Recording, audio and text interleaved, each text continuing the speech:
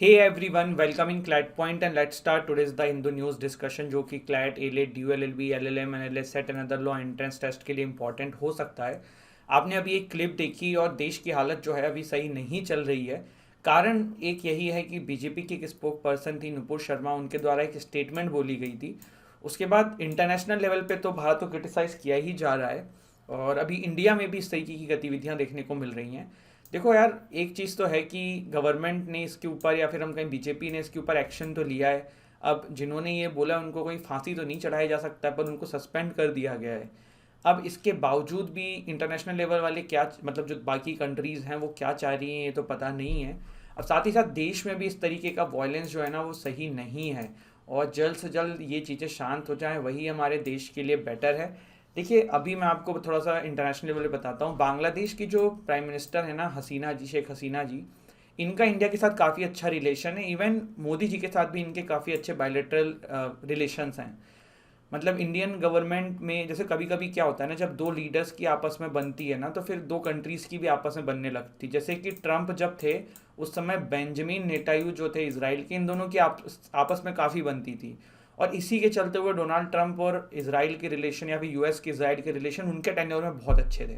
All दो traditionally भी US and Israel के रिलेशन अच्छे होते हैं, लेकिन उनके टर्म में ज़्यादा थे।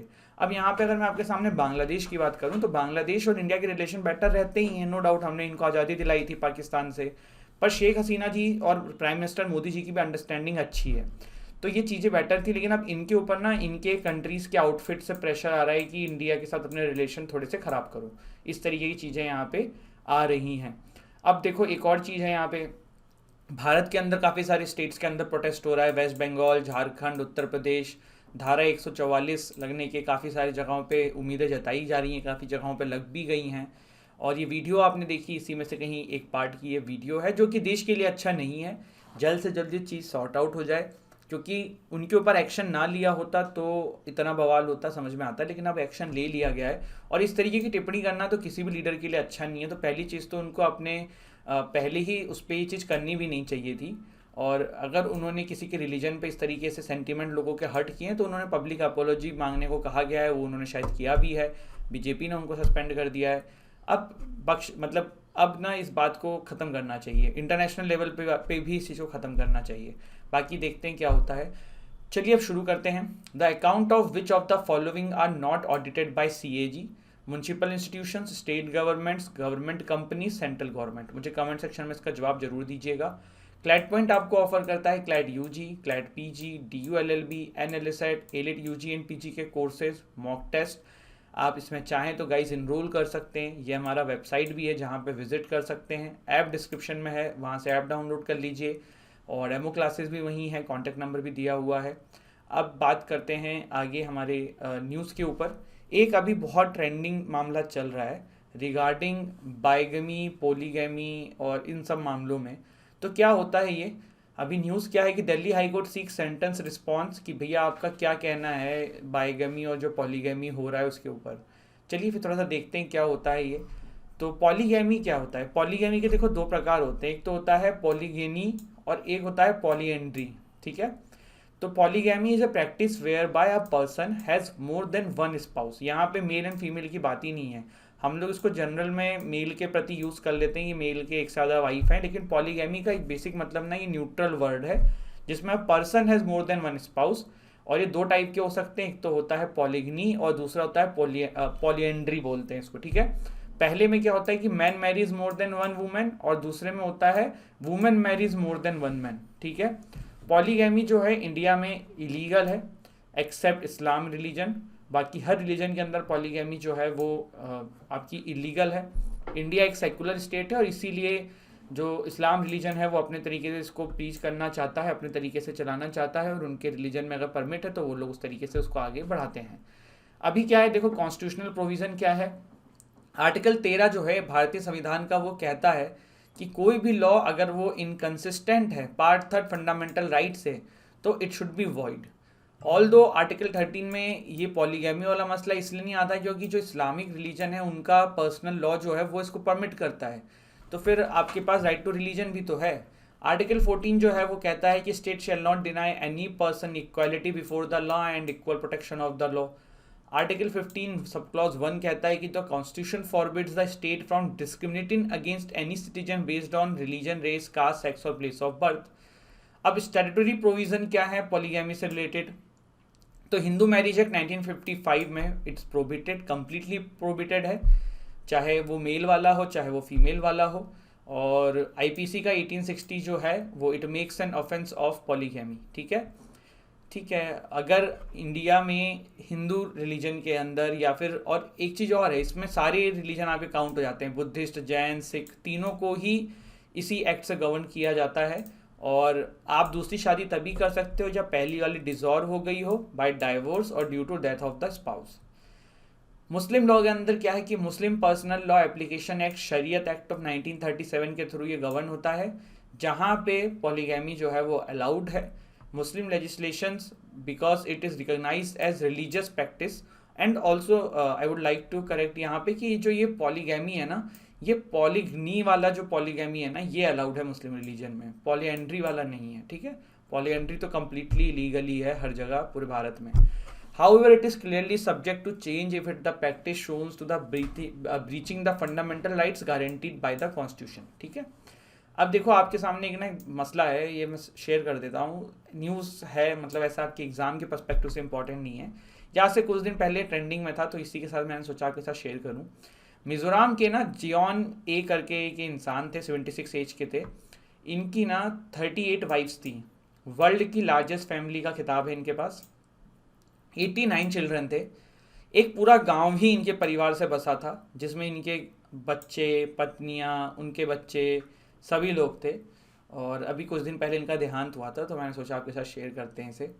यहाँ पे बात करें अगर हम, तो where polygamy is most widely practice, तो वर्ल्ड में बुर्किना फासो में सबसे ज़्यादा पॉलीगैमी प्रैक्टिस करी जाती है, देन माली में, देन गैम्बिया, नाइजर आपका है, नाइजीरिया, गोयना बिसो, फिर सेनेगल। ठीक है, तो 2-3 कंट्रीज़ के नाम पता रहेंगे तो बेटर रहेगा।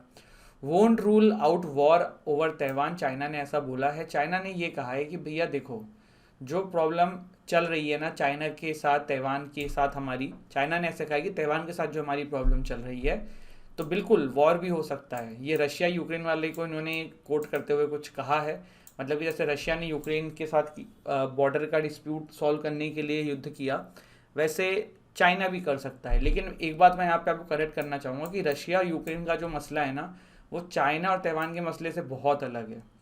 रशिया और यूक्रेन के मसले में ना, देखो रशिया को एक्चुअली में अपने बॉर्डर और इंटीग्रिटी को प्रोटेक्ट करने के लिए कदम उठाना पड़ा, वो चाह नहीं रहे थे। लेकिन चाइना को एज सच कोई अभी नीड है नहीं, लेकिन अगर चाइना ये करता है तो फिर वो ज़बरदस्ती वाली चीज़ है ही। तो ये दोनों के बीच में एक डिफरेंस है। अब लोगों का इस पर भी अपना अपना एंगल होता है, कोई रशिया को भी गलत मानता है, कोई यूक्रेन को गलत मानता है, तो लोग इसको अपने तरीके से इंटरप्रिटेट कर रहे हैं। जो वर्ल्ड की कंट्रीज़ हैं वो अपने अपने फ़ायदे के हिसाब से इसको इंटरप्रिटेट कर रही है। Ukraine launches air strikes on Russian target in Kherson, 100 से 200 Ukrainian soldiers get killed daily.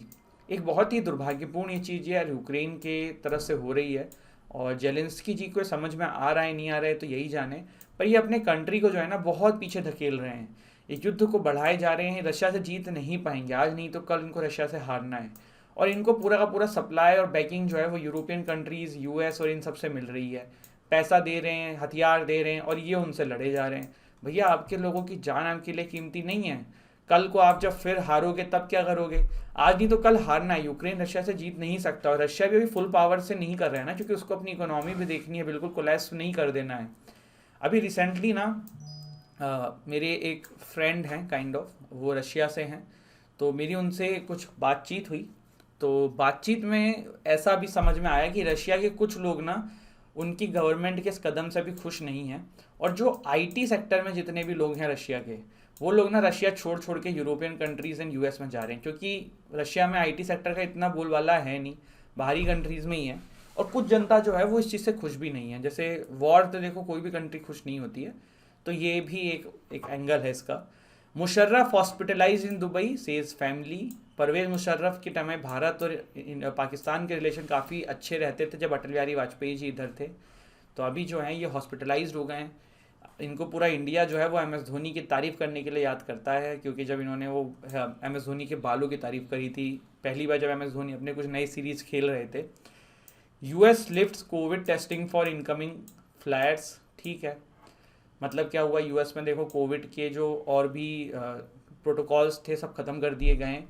तो वर्ल्ड में जहाँ एक तरफ चीज़ें खत्म हो रही हैं वहाँ चाइना में चीज़ें बढ़ रही हैं। देखो शंघाई में ऑलरेडी 2 महीने का लॉकडाउन था, फिर लॉकडाउन हटाया गया, 10 दिन तक अभी हटाई था कि फिर से भैया लॉकडाउन को भेज दिया गया है और फिर से मास टेस्टिंग शुरू कर दी है। तो ये जो जीरो कोविड पॉलिसी है ना चाइना की, ये उसी के वजह से हो रहा है। और मैंने आपको बताया था कि क्यों जी जिनपिंग साहब जो हैं ये जीरो कोविड पॉलिसी से हट नहीं रहे हैं। क्योंकि देखो सिंपल सी बात है, ये जीरो कोविड पॉलिसी जो है ना ये जी जिनपिंग साहब का ही ब्रेन चाइल्ड था। अब वही होता है ना कि कोई आदमी अपनी ईगो पे आ जाता है कि भाई मैं हटूं तो हटूं कैसे, गलत कैसे बता दूं कि मेरी कोई पॉलिसी जो है वो गलत थी। तो जीरो कोविड पॉलिसी एक तो इसीलिए वो हट नहीं रहे। दूसरा ये भी है कि अभी कम्युनिस्ट पार्टी के अंदर इंटरनल इलेक्शंस भी हैं जहाँ पे अपना लीडर ये लोग चुनेंगे। अब अगर वहाँ पे ये चीज़ देखने को मिले कि भैया इनका इतना बड़ा डिसीजन जो है वो गलत था, तो फिर इनको कल को वहाँ पे हारना भी पड़ सकता है उस इलेक्शंस के अंदर जो इंटरनल इलेक्शंस हैं। तो इसीलिए ये जो जी जिनपिंग साहब है ना वो जीरो कोविड पॉलिसी हटा नहीं रहे हैं और उसी की वजह से सारी प्रॉब्लम हो रही है। बहुत लोगों को प्रॉब्लम हो रही है यार, लोग बहुत परेशान हैं चाइना के इस जीरो कोविड पॉलिसी की वजह से। अब थोड़े थोड़े केसेस निकलते हैं, लॉकडाउन भेज देते हैं। तो ये जो चीज़ है ये सही नहीं है। अब देखते हैं कब तक यही चीज़ चलती है। एक और बात थी कि जो चाइना की वैक्सीन थी ना यार, उसकी इफ़िशेंसी इतनी अच्छी नहीं थी जितनी वर्ल्ड की और आपकी वैक्सीन्स की थी। चाइना की जो वैक्सीन की इफ़िशेंसी थी ना वो 60-65% के आसपास थी। पर ये लोग इस चीज़ को अब एक्सेप्ट नहीं कर रहे हैं, बट एक्चुअली में ये प्रॉब्लम थी। Rupee sinks to record low of 77.93 as oil FPI outflows weigh. ठीक है, रुपए की वैल्यू जो है वो कम हो रही है, जो कि बिल्कुल भारत के लिए अच्छा नहीं है। My focus has always been on fast delivery of justice says CJI. वो कहते हैं ना justice delayed is justice denied, तो जल्द से जल्द लोगों को डिसीजन मिले और ये ज़रूरी भी है। देखो भारत में ना ऐसे कितने सारे केसेस देखने को मिलते हैं। आप तो अभी लॉ की तैयारी कर रहे हैं, तो मतलब देखो बहुत सारे लोग जो हैं अभी वो क्लैट यूजी की तैयारी कर रहे हैं जिनको एग्ज़ाम दे के लॉ करनी है। कुछ पीजी के हमारे स्टूडेंट्स होंगे जो लॉ कर चुके होंगे और अब वो ये सब चीज़ें देखते होंगे। तो जब आप कोर्ट में जाते हो ना, या जो डीयू वाले हैं आप भी लॉ करेंगे, एनएलएसएट वाले भी लॉ करेंगे, तो मेरे कहने का मतलब है कि आप लोग जब वकील बनेंगे ना तो आप ये चीज़ देखेंगे कि बहुत बार ना एक आदमी जो है ना वो अपनी जवानी में कोई केस शुरू करता है और बुढ़ापे तक केस लड़ता है। और ये लोअर कोर्ट में बहुत ज़्यादा होता है, सिविल मैटर्स में सबसे ज़्यादा होता है, और सबसे ज़्यादा ये प्रॉपर्टी के मैटर्स में होता है यार। प्रॉपर्टी के मैटर्स की जिसकी सबसे ज़्यादा नीड होती है इंसान को। मैं लिटरली आपको बता रहा हूँ, मेरा पहला इंटर्नशिप का जो एक एक्सपीरियंस था, एक इंसान थे 52 ईयर्स से उन्होंने केस लड़ना शुरू किया था और वो साइकिल से 88 ईयर्स के आज हो चुके थे तब तक आ रहे थे। तो कुछ इस तरीके से 52 था 62 था, अब ये कंफर्म नहीं है, पर कुछ इस प्रकार से था। तो कहने का मतलब ये कि भाई देश की दुर्भाग्यपूर्ण ये जो चीज़ हैं ये हैं और इस पर वर्क करने की ज़रूरत है। और अपर कोर्ट में अगर चीज़ें बेटर भी हो जाएं, और कोशिश भी है, माना हमारे जो चीफ जस्टिस हैं एन.वी. रमन्ना साहब उन्होंने ऐसा कहा है, लेकिन ज़्यादा ध्यान ना वो लोअर कोर्ट पे देना चाहिए क्योंकि ज़्यादा मैटर्स ना लोअर कोर्ट पे ही जाते हैं। यहाँ पे तो हाई फाई केसेस जाते हैं जिसका आम जनता को इम्पैक्ट पड़ता है। लेकिन मेरे हिसाब से जो आम जनता को एक बहुत ज़्यादा जो नीड होती है ना वो ये है कि लोअर कोर्ट बहुत अच्छे से काम करे, क्योंकि मेन आपके केसेस ना वहीं जाते हैं। तो ये है। PM Modi launches project worth 3050 crore in Gujarat.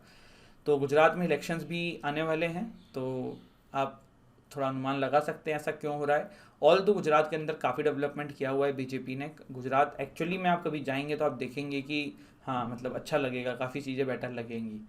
तो ये तो है गुजरात का, मैं मानता हूँ। मुझे देखिए ना एक लीडर और भी भारत के बड़े अच्छे लगते हैं, इनका नाम है नवीन पटनायक जी।